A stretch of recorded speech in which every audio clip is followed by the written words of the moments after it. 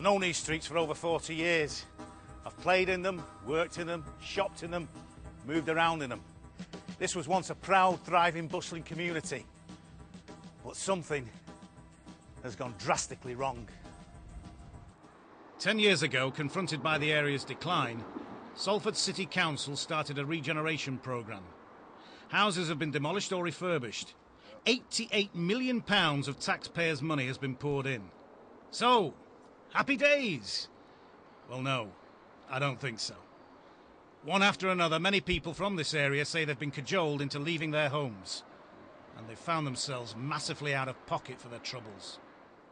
Julie and Dave Worthington bought their home in 1986.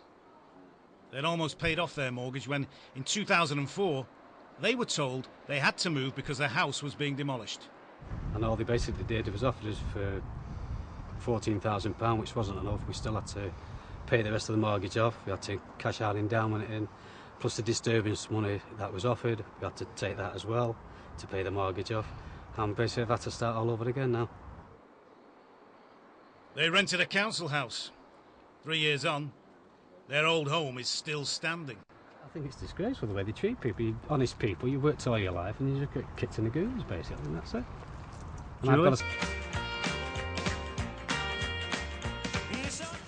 the opposite side of Langworthy Road is a redevelopment of 350 homes from traditional terraces into revolutionary upside-down houses, built and designed by Urban Splash. The new development is in Chimney Pot Park, the very streets visited by Jack Straw 9 years ago. Few, if any, of the people who were moved out for the development have been able to move back in. Andy Fox got £5 for his old home and is still paying off his mortgage on it. He now lives in a council house with his dad. In the end, I just gave up and thought, well, what's the point? It doesn't matter. It's a council. You can't fight the council, can you? This is a list of compensation figures paid out to homeowners across Langworthy. Alder Street, £5,000. Harmsworth Street, £7,500. West Tower Street, £2,500. Some people didn't get the price of a second-hand car. The locals have made it pretty clear for a long time that they're not happy with the way their lives have been messed about. Those that remain are fighting to retain what's left of their community. The people of Langworthy need answers. I've come to see if I can get some from the leader of Salford City Council. Councillor John Merry and I had a full and frank exchange of views on home swap.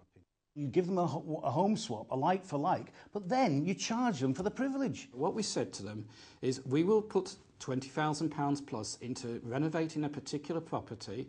We will give that property to you, and if you stay in there for 10 years, actually there is a very small insignificant charge that if you come to sell the property, you would have to pay. On the pricey upside-down houses scheme at Chimney Pot Park. And you know, Nigel, what happens is that people have tended to move out of Salford as and when they've got successful. Why can't we retain them within Salford by providing them with a diversity of properties so that there are properties suitable for their aspirations to actually stay in the area? And on the people who are feeling disenfranchised by the whole situation.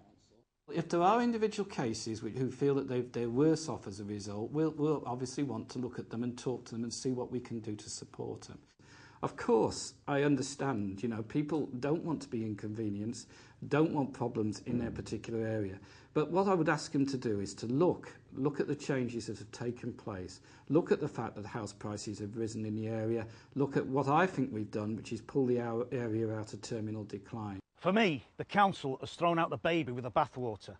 People here have suffered for years, first with criminal gangs and yobs, then as a result of that, a collapse in their property prices. I believe that those same people are being made to suffer further by a council that's lost the plot and lost sight of its civic responsibilities to many of its citizens. It seems that the giddy self-congratulation of bringing BBC Media City to within a mile from here has gone to the council's head. It's clouded its judgment to the point that it's forgotten for who and what regeneration was originally meant. Land has become more valuable than houses and the people in them. Demolition means vacant plots of land and therefore a blank canvas upon which the councillors and the developers can draw their future plans.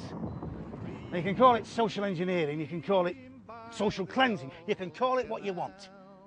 But in my opinion, there's something important missing from those plans. And that's the ordinary people of Langworthy. Dirty old town, dirty old town.